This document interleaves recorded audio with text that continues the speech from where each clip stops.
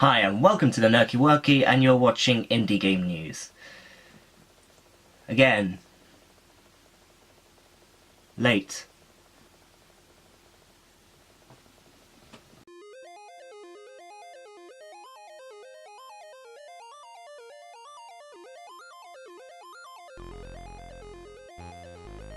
Hello everybody and welcome back to Indie Game News. I know it's been some time and we're in a different backdrop, but I had a hell of a time. A hell of a month finishing up university and doing all sorts, and currently back at home at the moment, home, and my room is filled with stuff from our kitchen because apparently we're getting a new kitchen, so at the moment I'm staying in my brother's room, which is fine. Anyway, you guys don't need to know my life story. You don't need to know what's going on in my life. All you guys need to know is what indie games have come out this month. Maybe if my timekeeping was better, then maybe it would be games that were coming out this month, not games that have already come out. So this is a very belated May indie game news, unfortunately.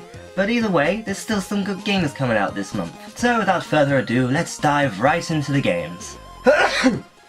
Oh, excuse my nose. So the first game we're going to be looking at today is a game called Trailblazers, which is out now on Xbox One, PlayStation 4, Windows, Apple, and it's coming soon to Nintendo Switch. It's not quite out on Nintendo Switch yet, I think it's coming at some point. But either way, it's a racing game, as you could probably see from this video, but it requires a lot of... It requires some skill to it, a little bit of a twist. As you can see, you paint the track. And the track, when you paint it, that the paint is your boost. You boost yourself because of the paint. Why can't I speak? Anyway, yeah, you paint the track, and the paint is your boost. There's a little bit of strategy to it.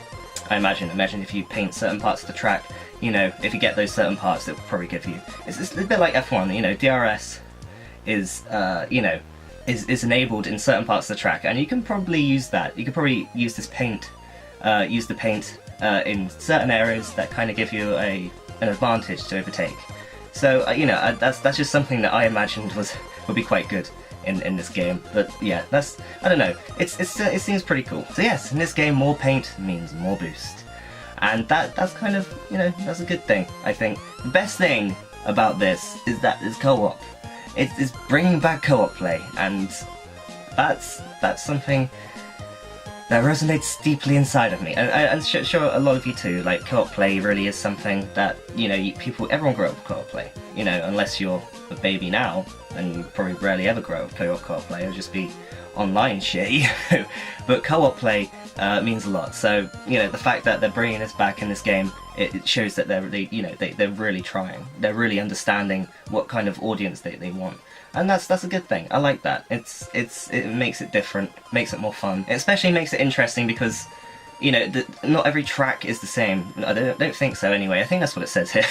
It says every race is different, which I assume that means that the tracks are randomly generated and they're not the same tracks. Either there's like some differences to the tracks. There's maybe the same circuit, but maybe there's some differences. Maybe there's instead of a corner here, maybe there's an alternative route instead. It might be the same circuit, but just different routes to take it each time, which will, it kind of, that kind of brings more excitement to it.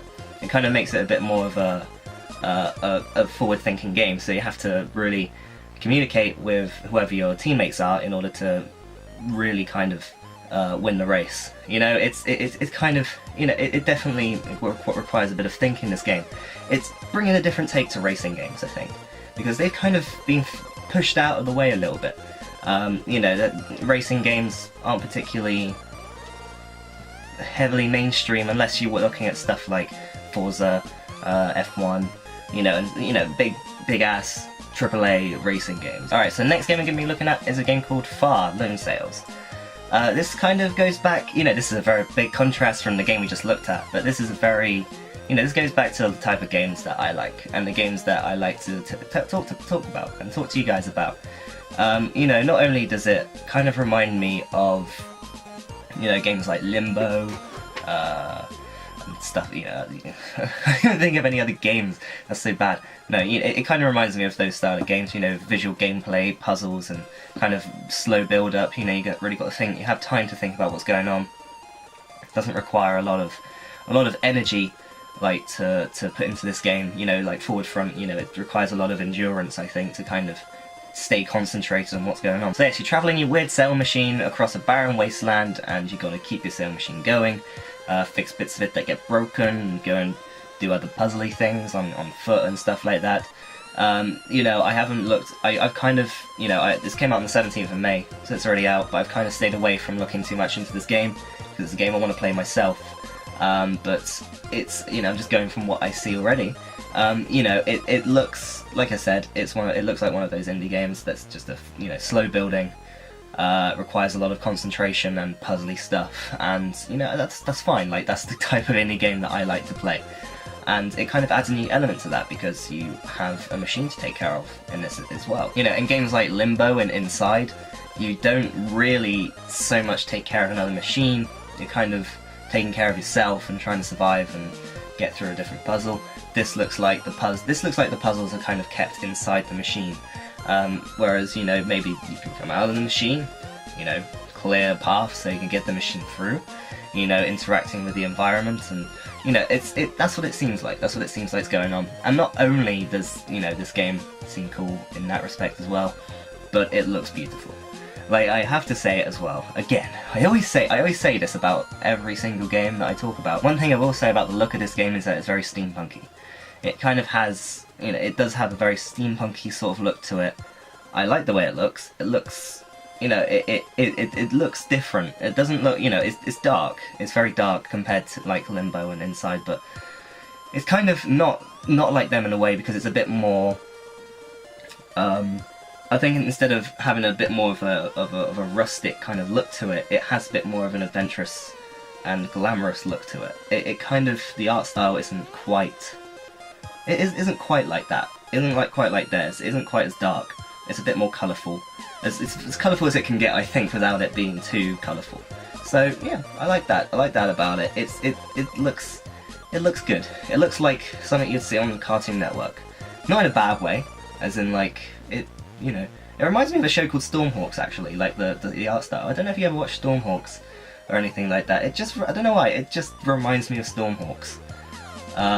You know, that's why I said Cartoon Network, because Stormhawks was on Cartoon Network when I was a kid, but anyway, alright, move on, otherwise I'm just going to go on a complete tangent. So, next game. The next game we're going to be looking at is a game called Moonlighter.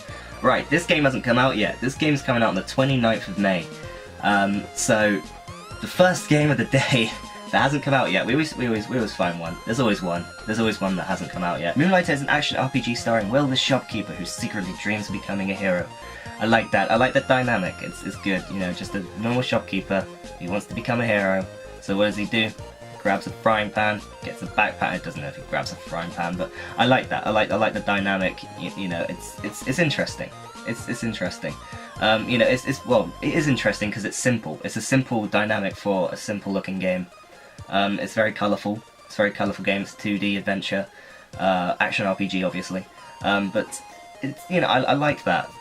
I like the simplicity of it. Like, there's so many games these days that try and do something a little bit too, you know, they try and be too complex, or, you know, try and do too much. This game looks like it's just doing the bare minimum to be simple and enjoyable and fun to play.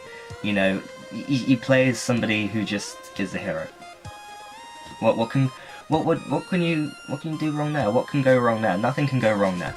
Like, you know, you can't go wrong with that. You know, the only thing that can be difficult about that is if you try, you know, is if you try and make too much out of it. Is if you try and make too much out of the villains to be too complex or stupid. You know, like, you don't need to do that either. And even in this, the enemies look simple.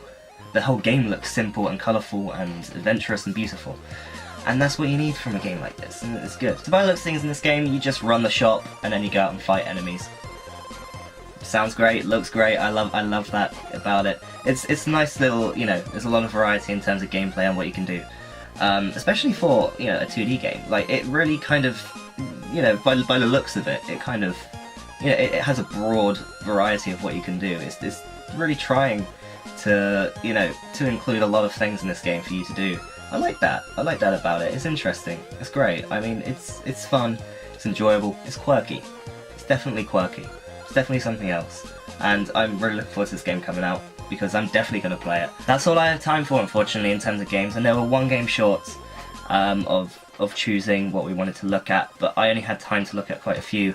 At the moment, I'm a very busy man. I've got a lot of things to, if you can call me a man. Why would it, what does that mean? We'll be coming back with more videos, definitely.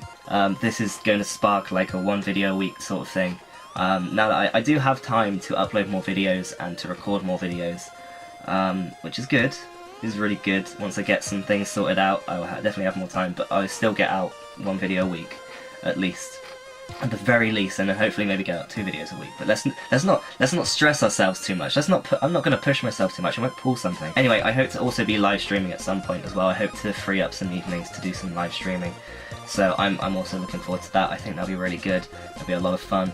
I can't wait to actually start doing more YouTube again. Like, it's just, you know, I just love it. I really do. Anyway, thank you all so much for watching this episode of Indie Game News. I hope you enjoyed it. Go play these indie games. Go and enjoy them.